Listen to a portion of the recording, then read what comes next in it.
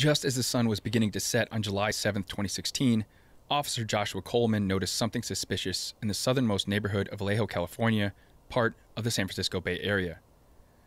That evening, Coleman was working in full uniform with fellow officer Jade McLeod as Patrol Unit 3 Adam 4. Dispatch, is Kelly. Hey, Kelly, it's Josh Coleman. How are you? Okay, how about you? I'm great. Hey, Coleman, badge number 611, asked Kelly from dispatch about what backup was currently available. She relayed back that only 2 other units were free. Can you put me on, H&S activity at... H&S means California Health and Safety Code, which can include drug offenses. Instead, Coleman changed it to... or put me on suspicious activity at Porter and Winchester. Okay. The intersection of Porter and Winchester is near the top of a hill, across the Napa River from the former Mare Island Preserve. It's a location well known to many Bay Area law enforcement, including Joshua Coleman. Just don't broadcast it. The 98 at the corner of... Coleman didn't want his location broadcasted, so instead, he asked 3 Paul 5 to meet him and McLeod, badge number 683, around the corner at 3rd and McLean, just up from where Coleman spotted that alleged suspicious activity. As Coleman would later write in his report, he saw a group of men standing in the street along with a film crew with boom microphones. Citing his previous experience and understanding of the area, Coleman wrote that he suspected that a music video shoot was underway, and that inevitably meant that some of the men out in the street that day would be armed. In that report, Coleman noted a specific local music video, Land of the Bridges, that featured people displaying firearms. I keep my money on my mind. Not long after Coleman's call for backup, 3 Paul 5 arrived to help. That was officers Matthew Komoda and Gary Jones, badge numbers 665 and 674, respectively. Before the sun had even set that early July evening back in 2016, officers in 1 Vallejo police SUV and 2 sedans aggressively drove towards what they perceived as a rap video shoot. McLeod and Coleman soon turned on their body cameras. Coleman turned right on Porter, punching the gas and accelerating up the hill. And within 6 seconds, Coleman announced his person of interest. Gold jacket, gold jacket, gold jacket, gold jacket, gold jacket, gold jacket. Popping their doors open, Coleman and McLeod immediately began telling people to have a seat. Have a seat. Have a seat. The first person McLeod encountered told them what was going on. Come here. Sit down. Both of you right now. What are you guys doing? Nothing. We shooting a video. Are you? An interview, yes, sir. Come here. That interview was actually with Vice reporter Zach Goldbaum and crew. They were filming with Vallejo native Nef the Pharaoh for their first episode of their second season of Noisy, a show that captured the cultures and artists in influential music scenes. Nef's popularity had recently exploded after appearing on E40's latest album and on G-Eazy's Endless Summer Tour, which included a show at the Shoreline Amphitheater the following night. Currently on my second tour ever, this feel like heaven. They calling me to do it, no Devin, it's for my 7. I ride if I'm summoned. The Vice episode examined how gentrification, police brutality, and Black Lives Matter all influenced the Bay Area's storied music culture. And Vallejo police provided them with direct evidence of that. I'm Brian Kranz. I'm a reporter with the Vallejo Sun. In this episode, we're going to look at how policing and protests have helped shape the rich music scene in Vallejo, and how video shoots, like the one for Vice, have been targets for police scrutiny. You have to understand that you are supporting a cause that is wrong. People being able to congregate in the middle of a street, drinking alcohol, while carrying firearms is not the community that you want to live in. And how officers target rap music. Then he starts going on about his theory about how, rap music is kind of part of the problem. And, he says to her at one point, whatever happened to people like Martin Luther King, they're not hanging out at rap video shoots. They're not talking badly about the police. Despite being fans of hip hop. Hey, man, no bullshit. I got a lot of respect for that last track that you came out with, man. Or even rappers themselves. 111 Amador, Vallejo, Cali. That's where it goes all day, all night. check it out. Go back to the scene, AC. That shots fired. Go back to the scene.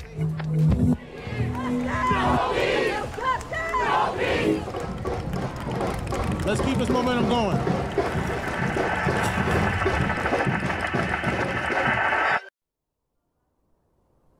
Vallejo has a long line of famous musical acts calling it home at some point in their lives. From Sly and the Family Stone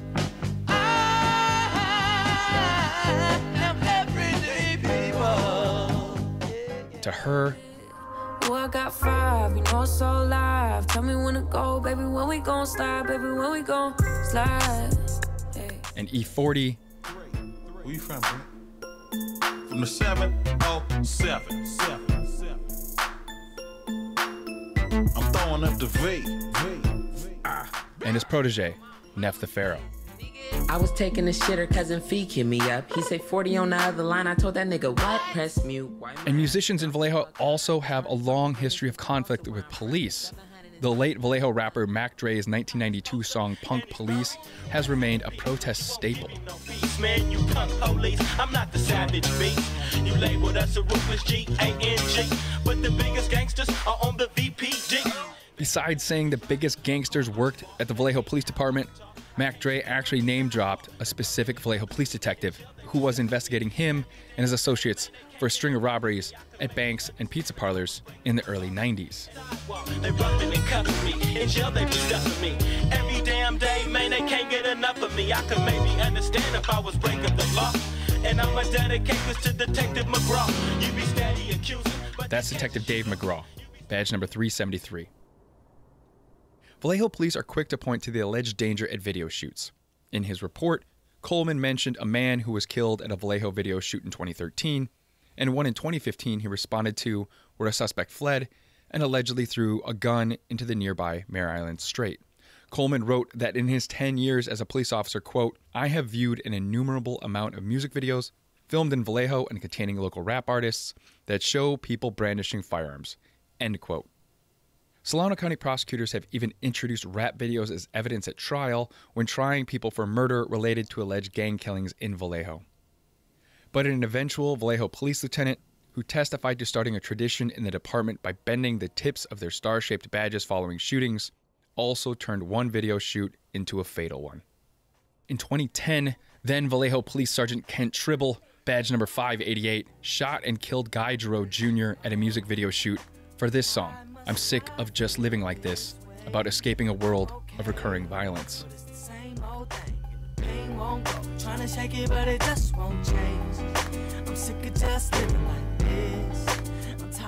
According to a lawsuit filed by his family, Giroux, originally from Nolens, was an activist and a student at Napa Valley Community College.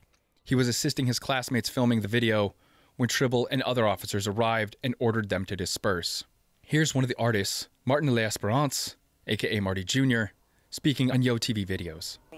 We was over here shooting a video on Sonoma, walking back and forth, with the cameras.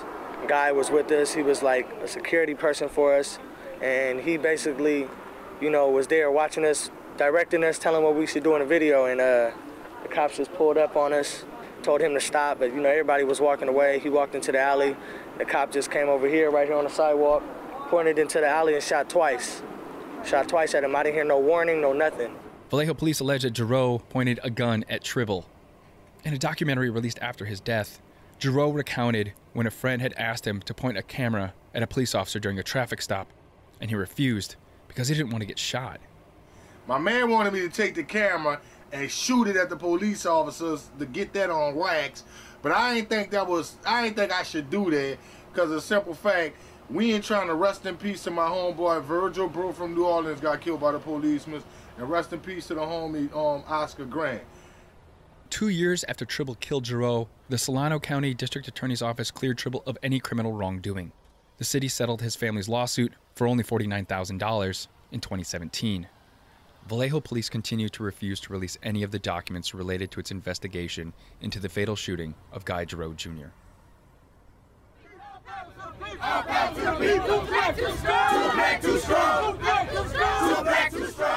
In the summer of 2016, protests against police violence were erupting across the country in response to the police killings of 2 black men. Philando Castile in Falcon Heights, Minnesota, and Elton Sterling in Baton Rouge, Louisiana.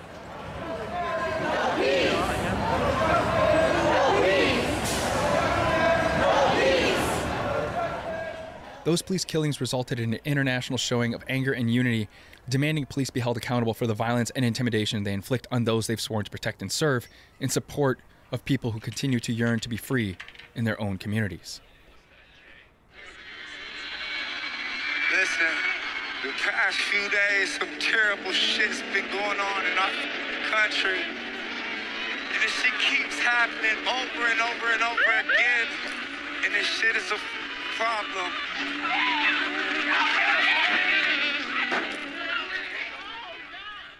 In the midst of those protests, Viceland arrived in Vallejo to film an episode about how Bay Area police impact the music that comes from it. It begins with a shot of Vallejo native Nef the Pharaoh standing in the middle of Porter Street, 5 young black men to his right, and another 4 on his left. One is wearing a gold jacket. It was July 7th, 2016 in Vallejo, and it was the golden hour around sunset. Nef turned to his side, noticing first 1, then 2, then 3 Vallejo police patrol vehicles charging up the hill.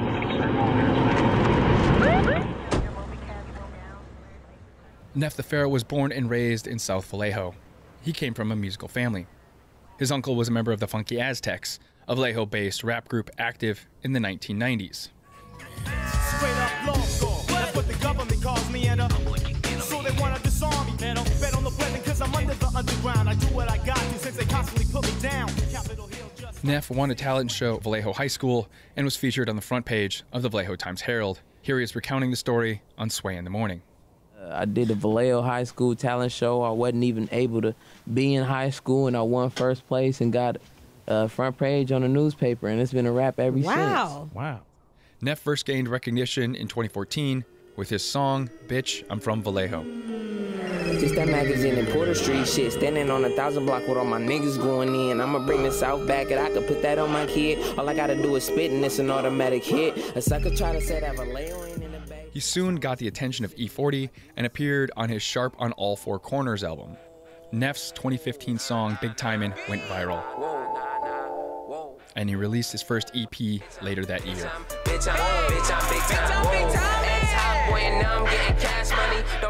That video has 16 million views and counting. Before Vallejo police would be gunning their engines up Porter Street in July 2016, Zachary Goldbaum, the reporter with Vice, was talking with Nef while the two leaned up against the car. So what's up, man? Where are we right now? And we in South Vallejo, California. The day, at that point, had been going well. It's calm right now. I'm not going. Yeah, it's a good day so far. On the episode, everyone headed down to M&M Liquors, a staple in the neighborhood that has appeared in several music videos, to pick up backwoods and some of E40's latest drinks. On their way out of the store, the owner made an observation that Goldbaum wanted to know more about. What was that he said? Every time they see a camera in the hood, they think something bad happened. Oh, is that true? Yeah. What, like news cameras come out? Every time you see a camera out here, yeah, nigga got killed. That's the only time you get a camera out here. Nef also talked about how a black man's death is covered by the news media, especially when police are the ones doing the killing, something Vallejo police have, historically, been prolific in accomplishing. When they show you the black man that they killed, they only bringing up the nigga's mugshot to make him look bad. They're not showing you the pictures of him with his daughter. They making it okay for them to just kill us all.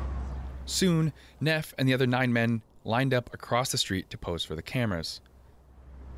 Police the biggest gang in America, my nigga. We not even out here worried about niggas sliding. We're worried about the motherfucking police coming through and slamming everybody on their motherfucking head and stomping you out until you have a goddamn seizure. Officer Joshua Coleman and other Vallejo police officers would cite the mere presence of people filming on Porter Street in South Vallejo as justification to rapidly approach a group of black men and immediately command each and every single one of them to sit on the curb. Have a seat. I'm not going to ask you again. Hey, I'm sitting. Slide over. I'm sitting here. Slide over. Hands on your knees.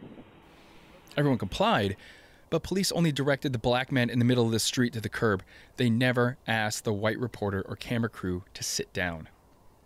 Their cameras still rolling, the Vice crew documented McLeod allegedly finding a gun, specifically a Glock 19 with an extended magazine, on one of the men in the group. The one in the gold jacket Coleman first pointed out. Whoa, all right. Hey, I got a gun right here. Gun. We got Nef the Pharaoh out here. Don't cut, man. Keep that camera. Vallejo 3 out of 4. We have one gun out here. Start code 33. Hey. Meanwhile, Coleman began to create a perimeter around the scene, telling people to move back to the other side of the street. Hey, we have a gun out here. Please move out of the way. Please move out of the way. McLeod, while searching the man in the gold jacket, warned Coleman about a woman coming up behind him. White shirt across the street, Josh. Watch your six. She was upset. She wanted to know why police were there in the first place. No, what is the reason why y'all messing with this? Ma'am, I'm a police officer. I know what you is. That's in your badge. What is the reason? Coleman said that he and other members of the Vallejo Police Department were there for a lawful purpose. Why did y'all roll us messing with them? I will explain to you once we're done.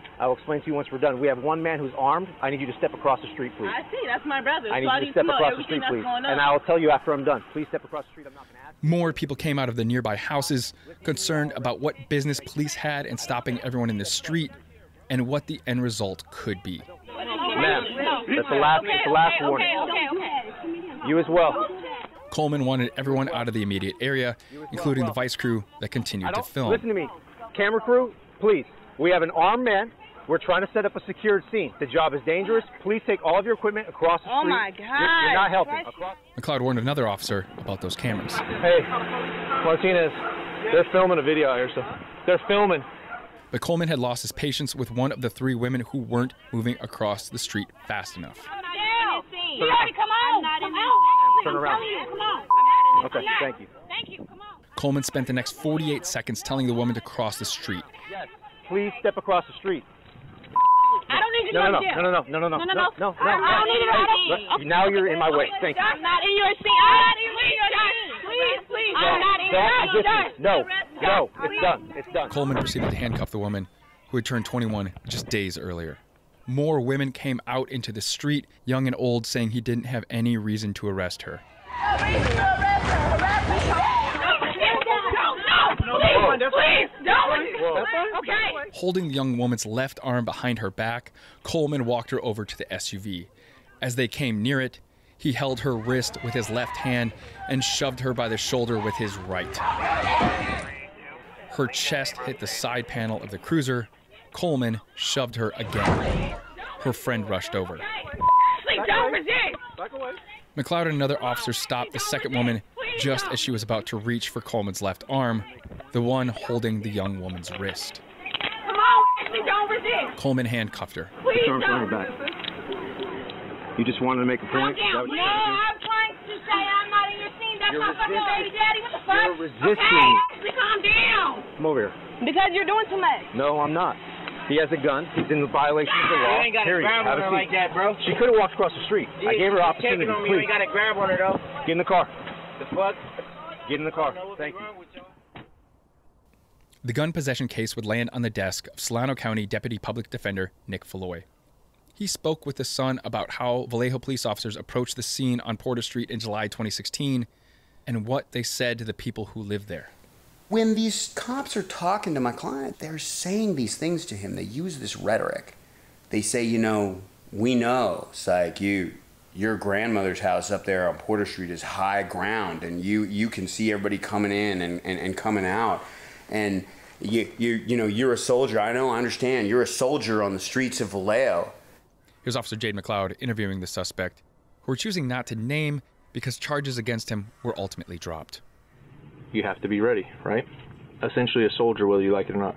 You're a soldier of the streets of Vallejo. If you're out there on the streets, you're a soldier. This kid is like 18 years old. He had no criminal record. They're telling him his grandmother's house is high ground in a war that he's a soldier in? Could they talk that way to a white kid and get away with it? Coleman first joined the Vallejo Police Department in 2003. During recent court testimony, he said then Sergeant Kent Tribble, the same officer who shot Guy Giroux Jr., pulled a gun on him when Coleman was only a cadet in his early 20s. By the time Coleman pulled up on Nef the Pharaoh, he had been involved in 3 shootings, the first of which was fatal. During that same court testimony, Coleman said that Tribble bent his badge following that fatal shooting in 2013, a secretive practice to mark an on-duty shooting that Tribble allegedly started with his brother, Todd Tribble, badge number 587, when they both were at the Concord Police Department some 20 years ago. Coleman declined to be interviewed for this episode. Despite rushing up on what he thought was a music video shoot, Coleman is actually an avid hip-hop fan, who even lends his opinion on rap battles on his Facebook page.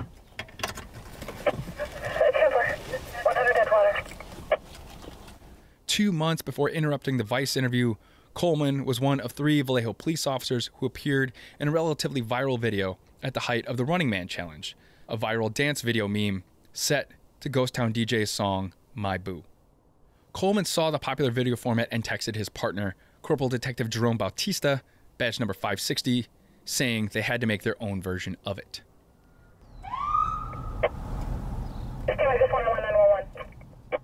The video starts with the dash cam-like footage from a police vehicle of officers pulling over a car. Soon switching to body cam-like footage of an officer telling a young black female driver that she had been speeding. Hi, ma'am. The reason we pulled you over is because you were speeding. I wasn't speeding, officer. Yes, you were, ma'am. I've been watching you. That set off the trademark shuffling dance. Coleman, according to KPIX5, shot and produced the music video of People in the Street himself. He told the local CBS affiliate that, quote, "We wanted to make the world a better place for 1 minute and 13 seconds, and I think we accomplished that," end quote. At the Viceland shoot, Coleman put the woman he detained in the back of his squad car and joined his fellow officers, who had detained others on the northwest curb of Porter Street. How the fuck y'all got suspicious? I'm putting my phone in my pocket. Who's, what's the occasion? Whose video is it? I don't even think that's even This is behavior? Hey. Another officer pointed down at Nef the Pharaoh, who was seated on the curb, in line with the other black men detained en masse. Is that Nef the Pharaoh? Yes, sir. Man. Hey, man. Coleman said, pointing with his arm and fingers outstretched like a karate chop. No bullshit. I got a lot of respect for that last track that you came out with, man. Nef kept his head down, nodding twice. Come on out. More neighbors came outside as Vallejo Police's helicopter hovered overhead. Zach Goldbaum, the Vice reporter, stood with his hands on top of his head in disbelief of what just happened. I don't understand why they came up on them in the first place. Vallejo police officers soon began releasing people after they failed to find anyone else carrying weapons or illegal drugs. Their search for anyone on probation or parole also came back empty-handed. Making any money? Coleman soon recognized another face in the crowd, Vallejo rapper Cousin Feek. They went to high school together. Coleman began lecturing him about the message being delivered in the music people listened to. Here's the thing, man. I've known you for a long time, right? We go back a long ways. You make money and you profit off of delivering a certain message to the community. But that message is detrimental to people, man, because then people want to be just like you. You know what I mean? And they want to hustle like you. And then you got youngsters out here carrying guns, and then they get caught and popped with a gun, and then they go to prison, and then, you know what I mean? Coleman went on to say that most people don't understand that much of the message in rap music is entertainment. But with this rap shit, because they know who you are, they get to see who you are, they get to see who E40 is, they've met him, they believe it, they want to be just like him. Even if they're wrong, even if they don't understand, it's entertainment, it's about money, it's about this, it's about people getting together and having fun, listening to music, whatever. Until men like you, who have the ear of people in this community, and people like I, who also have the ear of this community, who we're the same age, and we're going to be in this community for the next 15, 20 years, doing things where we're actually going to be able to make an impact, start delivering the same exact message, we're not going to be able to do anything. It's not, people are still going to get killed. Somebody's going to get killed, 100 people are going to see it, and nobody's going to say anything. And that's wrong. That's wrong. And if people believe we're out here because we want to victimize people just based on their skin, they're absolutely flat dead wrong. After police let Nef and the others go, the Vice cameras caught his reaction to Coleman, who was nearly starstruck when he learned the camera crew was there for him. Nef, what the fuck just happened? I don't know, man. We was just talking about this shit. They said they liked your music, though? Yeah, that's crazy. They was like, you don't know who this is? It's Nef the Pharaoh. I appreciate you what you're doing for the city. I'm like, I love your last record. yeah, he was like, I love your last record. I'm like, we was just telling you it was a good day. Soon as the motherfucking sun start going down and it's cooling down, some shit go, motherfucking police. It is what it is. I mean, if he there doing his job, I don't got no say so, man. I'm just playing my part, hoping I can change the world, man. You see what just happened. Yeah, it's unfortunate. Nef and his friends soon left to attend a Black Lives Matter rally that night in Oakland, where protesters took over a section of Interstate 880.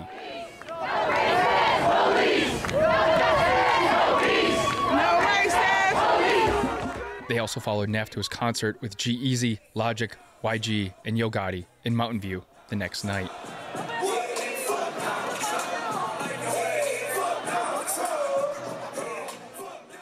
Officer Coleman even told Nef he was going to be at the show. Nef, you playing on Saturday night? Where? Say no. I'll be there. I'll be there. He'll be front row. He automatically front. I mean, I make enough money to be up there. I bet. So, why not? Strangely, after he detains all these guys, he's telling them that he actually has tickets or something. He's going to go see Nef the Pharaoh himself, and he's kind of complimenting Nef the Pharaoh. So on the one hand, Shane Bauer is an award-winning investigative reporter whose extensive story on the Vallejo Police Department was published in The New Yorker in November 2020. So on the one hand, he's like, says he likes this guy's music, but on the other hand, the fact that this person is there shooting a video is the reason that he detains all these people. In his article, Bauer describes how Coleman approached certain scenarios, including a call to the post office months before he'd break up the Vice interview. Coleman was dispatched to the post office to deal with a homeless man who was kind of having a mental health crisis, was threatening to harm himself. Coleman, when he arrived, he rushed in and tased the guy, and he noted in his police report later that as he was approaching the post office, he wondered if the man had a more sinister purpose, such as launching a terrorist attack on the post office, and that was the reason that he tased him. You found no indication that somebody was reporting a man was making terroristic threats? No. Nothing at all like that. But Coleman's report about why he detained Nef the Pharaoh and those other men that July 2016 evening on Porter Street, and that a suspected rap video shoot was enough reason to detain and search everyone, caught Bauer's eye. That report was particularly interesting. In all of the reports that I read from the Vallejo PD, for me, reporting on this story, one of the things that I was hoping to do was to actually talk to some of the police officers in the Vallejo Police Department to kind of get an idea of, how they viewed the violence, what was going through their minds, what their part of the story was, but none of them would talk to me. So this was really, for me, the kind of only moment, the only time that I was able to really get a kind of unguarded view where a police officer is, kind of explaining why he's doing something, why he detained all these people. Come on out. I'm going to deal with her real quick. Grab homeboy slide to the left for me. At Vallejo Police Headquarters, Coleman led the handcuffed 21-year-old woman he arrested for being in his scene and had her sit in an interrogation room to talk with her about policing in America. After taking off her handcuffs, Coleman sat across a table from the woman, asking her where she went to school and if she remembers studying social studies, explaining to her the laws that were broken that day, including drinking in public and possession of a loaded gun, none of which she was accused of violating. You have to understand that we have a very difficult job to do, and that by interjecting yourself into a police matter, you only make the situation worse. You are supporting a cause that is wrong. People being able to congregate in the middle of a street, drinking alcohol, while carrying firearms is not the community that you want to live in, is it? No. But in speaking with the woman, Coleman never asked her why she and the cameras were out that day, continuing to assume everyone was there to film a rap video. Do you like rap music? Yeah, I like rap music. Do you like Nef the Pharaoh? I like Nef the Pharaoh. I think his music's pretty good. I'm going to go see him in concert on Saturday, right? But I'm going to go see him in concert as a paying citizen who's going to be entertained in an environment where I can safely do so. Not so much a city street, right? Coleman referenced several police killings, not by the name of the person killed, but the cities they occurred in. He referenced Baton Rouge, where officers killed Alton Sterling at close range as he was allegedly reaching for a gun in his pocket. Coleman alluded to the same thing being possible that day on Porter Street. Now, do we want that to happen? No, which is why we try to make sure that everybody sits down, everybody listens to our orders. We have a good, safe distance between everybody out there and everybody out here. And the reason why is, where there's one gun, there's more guns. Vallejo police did not find any other guns on anyone on Porter Street that evening. Coleman wanted the young woman to understand why police don't want to shoot people, despite he and several other Vallejo police officers being involved in multiple shootings and being part of a club that commemorated those shootings by bending the tips of their badges. In the political climate today, do you think any police officer really wants to shoot a black person? So why do they? Because you're protecting their lives. We're protecting our lives. If I don't, if the Baton Rouge police officers don't shoot the guy who's reaching into his pocket for the gun, then that means the guy has an opportunity to shoot me or shoot my partner.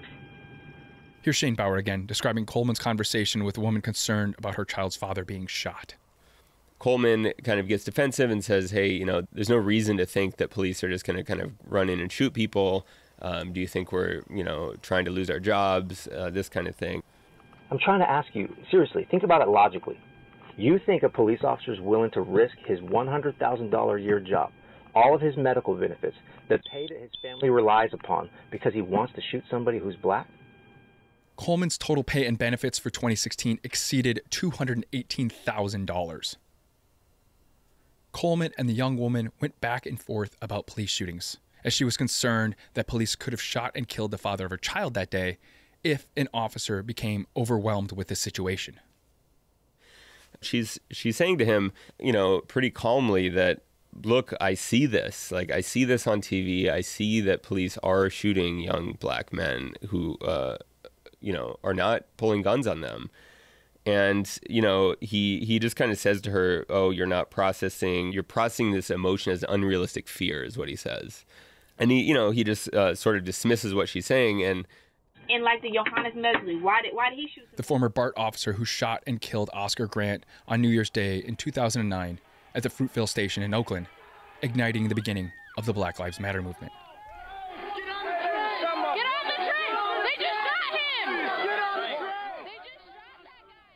Grant was handcuffed and face down on a train platform when Meserly shot him in the back. A jury later found Meserly guilty of involuntary manslaughter. While not naming it that way, Coleman said the police killing of Oscar Grant could have been avoided if everyone just did what they were told, despite police officers escalating the situation. What if you accidentally shot? What if you got, overwhelmed, accidentally shot my baby daddy? The Johannes Meserly thing happened because nobody was doing what they were asking them to do.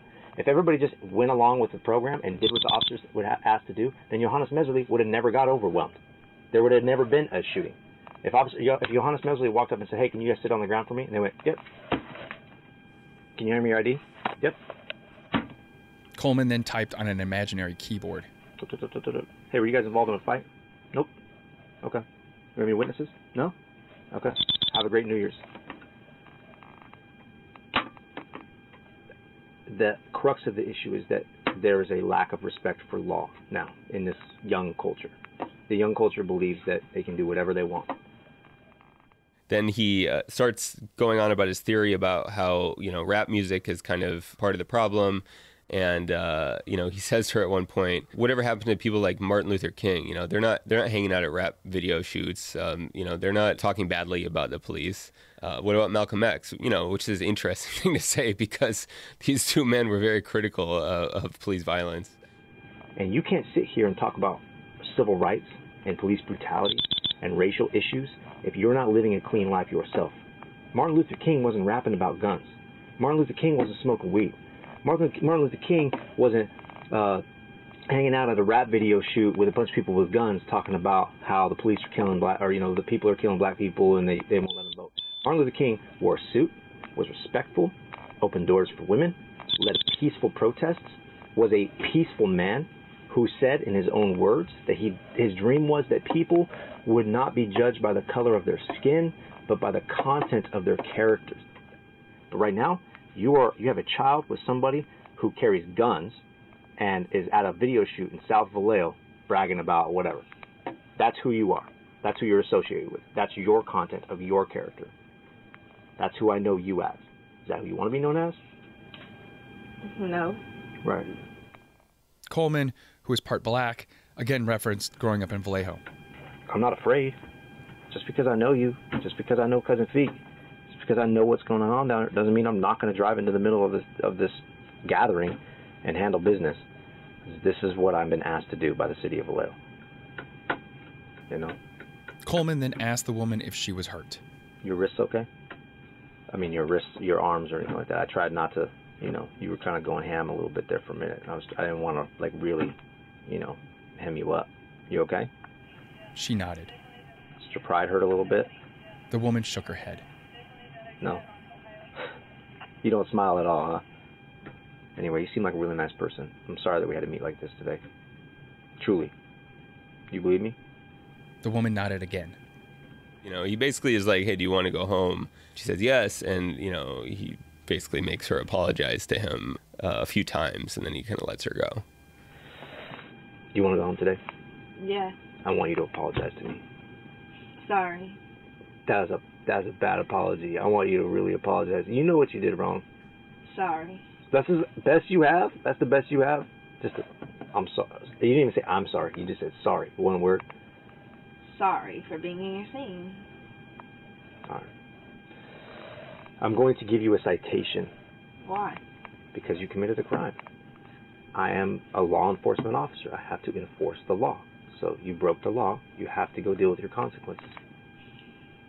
Solano County court records do not show any citation for the woman related to that day.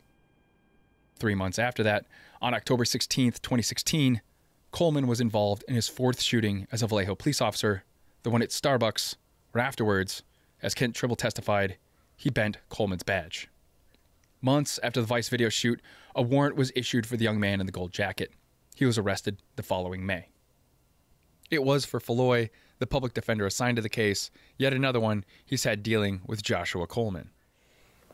He one time shouted at a client of mine across the street who he thought was a drug dealer, hey man, stop dealing drugs, or something to that effect.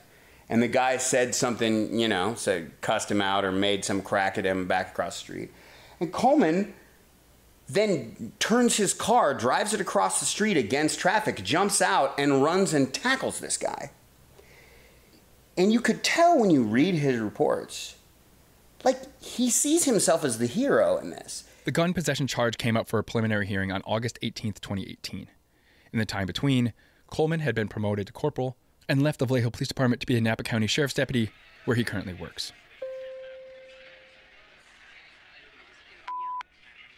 Despite the Viceland episode already airing, Coleman testified that the cameras on Porter Street back in 2016 were filming a rap video. He said that lower budget videos typically have people brandishing firearms and, according to a transcript of the hearing, quote, if the music itself is glorifying violence, murders, and drug dealing, it only stands to reason that the people who are glorifying that are also going to have those items on them during the filming, end quote. That, to a sworn police officer, justified detaining everyone in a certain vicinity of those cameras. And at one point during the hearing, Josh Coleman is up on the stand and I'm cross-examining him, and he tries to talk about, we detained some people for other, and we were just talking to people, and the Judge Healy actually turned and said to him, no, you detained everybody out there.